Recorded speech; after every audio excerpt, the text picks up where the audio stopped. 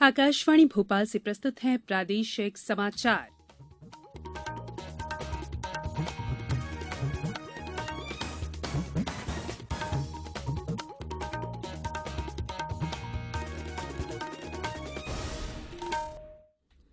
नमस्कार, समाचारों के साथ मैं संयुक्ता बैनर्जी।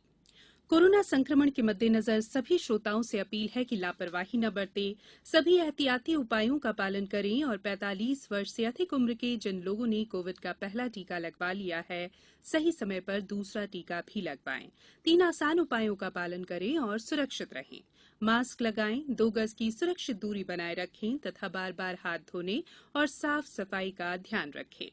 कोविड से संबंधित जानकारी देने और मार्गदर्शन के लिए राष्ट्रीय और राज्य स्तर पर हेल्पलाइन कार्यरत है। राष्ट्रीय हेल्पलाइन नंबर 011-239-78046 और 1075 है। वहीं मध्य प्रदेश का हेल्पलाइन नंबर है 104। और अब मुख्य समाचार।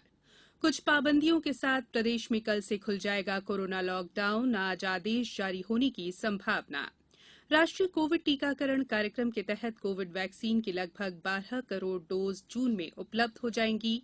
और कल प्रदेश के कई हिस्सों में हुई जमकर बारिश। मौसम विशेषज्ञों ने कहा आ गया मानसून, तो कुछ ने कहा अभी करना होगा इंतजार। अब समाचार विस्तार से। कोरोना संक्रमण से लोगों के बचाव के लिए प्रदेश में करीब 2 महीने से चल रहा लॉकडाउन कल से खुल जाएगा। इस संबंध में आज आदेश जारी होने की संभावना है। कल रविवार को आपदा प्रबंधन समूह की बैठक में तय किया गया कि हफ्ते में 5 दिन दुकानें खोली जाएंगी। वहीं शनिवार और रविवार को कोरोना कर्फ्यू रहेगा। दुकानें रात 8 बजे के पश्चात नहीं खुलेंगी। होटल और रेस्टोरेंट में भी बैठकर खाने की अनुमति नहीं दी जाएगी।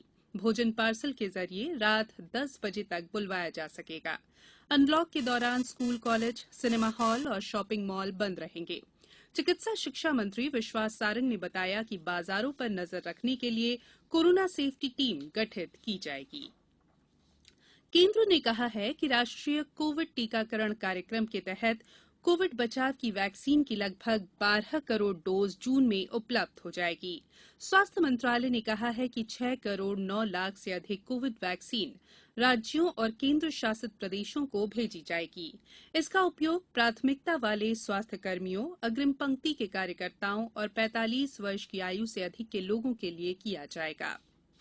भारत सरकार की तरफ से वैक्सीन की आपूर्ति निःशुल्क होगी। इसके अलावा 5 करोड़ 86 लाख से अधिक डोज राज्यों और केंद्र शासित प्रदेशों तथा प्राइवेट अस्पतालों की खरीद के लिए उपलब्ध होगी। कोविड-19 से बचाव और सुरक्षित रहने के 3 उपाय। मास्क लगाएं, 2 गज दूरी है जरूरी, सुरक्षित दूरी रखें, हाथ और मुंह साफ रखें। प्रधानमंत्री नरेंद्र मोदी ने आकाशवाणी से मन की बात कार्यक्रम में कहा कि कोविड की दूसरी लहर का सामना करने में कोरोना योद्धाओं का अभूतपूर्व योगदान रहा। उन्होंने सभी लोगों से अपील की कि वे सुरक्षित दूरी का पालन करें, मास्क पहनें और टीका जरूर लगवाएं।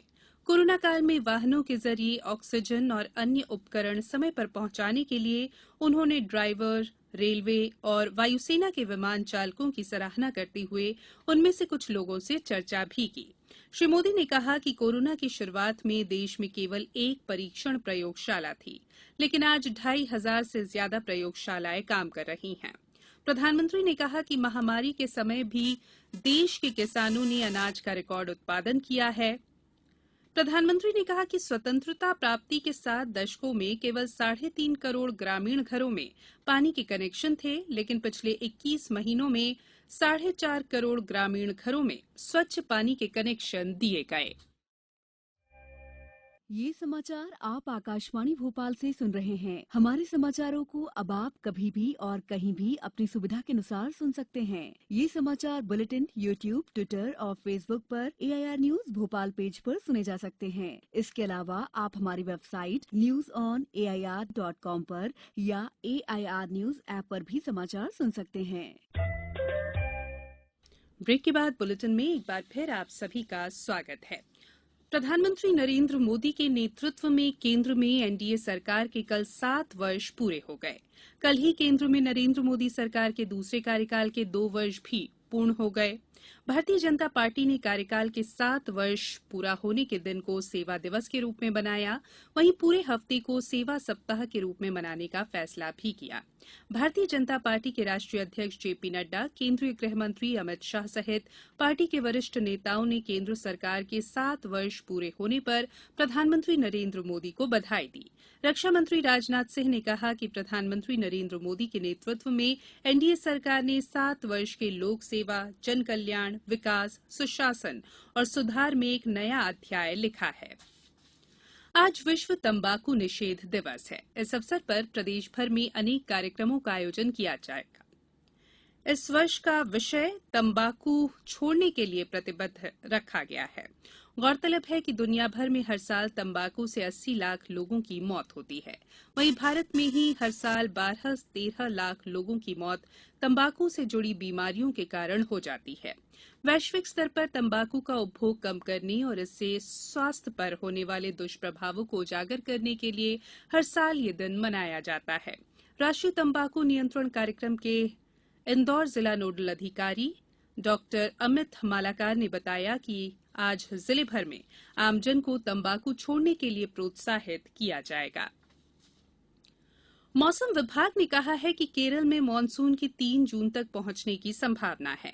इससे पहले कहा गया था कि केरल में 31 मई तक मानसून आएगा। मौसम विभाग के हाल के संकेतों के अनुसार दक्षिण पश्चिमी हवाएं 1 जून से धीरे धीरे और मजबूत हो सकती हैं। कुछ निजी मौसम एजेंसियों ने मानसून के कल केरल पहुंचने का ऐलान कर दिया। हालांकि मौसम विभाग ने कहा है कि अभी मानसून आने में 2 से 4 दिन का समय लग सकता है। दूसरी ओर कल राजधानी भोपाल सहित प्रदेश के कई हिस्सों में जमकर बारिश हुई। मौसम विशेषज्ञों ने इसे मानसून पूर्व की बारिश बताया है।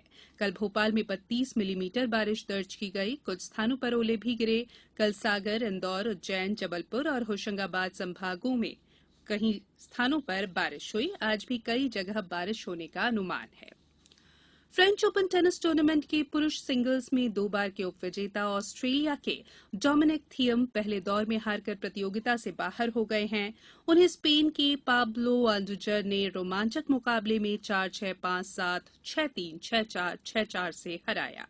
महिला सिंगल्स में विश्व की नंबर 2 खिलाड़ी जापान की नाओमी ओसाका ने रोमानिया की पेट्रिशिया मारिया टिक को 6-4, 7-6 से हराकर शानदार शुरुआत की। अब नाओमी का मुकाबला रोमानिया की ही एना बोगदान से होगा। बोगदान ने इटली की एलिसाबेटा कोच्चियारेतो को 6-1, 6-3 से हराया है। अब कुछ समाचार संक्षेप में। रेलवे ने मध्यप्रदेश सहित देश के 15 राज्यों में 21,392 टन तरल मेडिकल ऑक्सीजन पहुंचाई है। राज्य शासन के आदेशानुसार कोरोना कर्फ्यू में दी गई छूट के अनुसार 1 जून से कोरोना गाइडलाइन का पालन करते हुए कान्हा टाइगर रिजर्व में पर्यटन प्रारंभ किया जा रहा है। झाबुआ में कोतवाली इलाके में राष्ट्रीय राजमार्ग पर ट्रक और टवेरा में हुई भिड़ंत में 3 लोगों की घटनास्थल पर ही मृत्यु हुई। वहीं 8 से अधिक घायल हो गए। 6 गंभीर घायलों को गुजरात के दाहोद रेफर किया गया। और आगरमालवा जिले की सुसनेर पुलिस ने 2 लाख से अधिक राशि का अवैध मादक पदार्थ डोडा चूरा जब्त किया है। इस मामले में एक व्यक्ति को भी गिरफ्तार किया गया है। अंत में बुलेटिन के मुख्य समाचार एक बार फिर। कुछ पाबंदियों के साथ प्रदेश में कल से खुल जाएगा कोरोना लॉकडाउन। आज आदेश जारी होने की संभावना। राष्ट्रीय कोविड टीकाकरण कार्यक्रम के तहत कोविड वैक्सीन की लगभग 12 करोड़ डोज जून में उपलब्ध हो जाएंगी। और कल प्रदेश के कई हिस्सों में हुई जमकर बारिश। मौसम विशेषज्ञों ने कहा आ गया मानसून, तो कुछ ने कहा अभी करना होगा इंतजार। बुलेटिन में फिलहाल इतना ही। अंत में एक अपील, मास्क और 2 गज की दूरी, हाथ धोना भी है जरूरी। नमस्कार।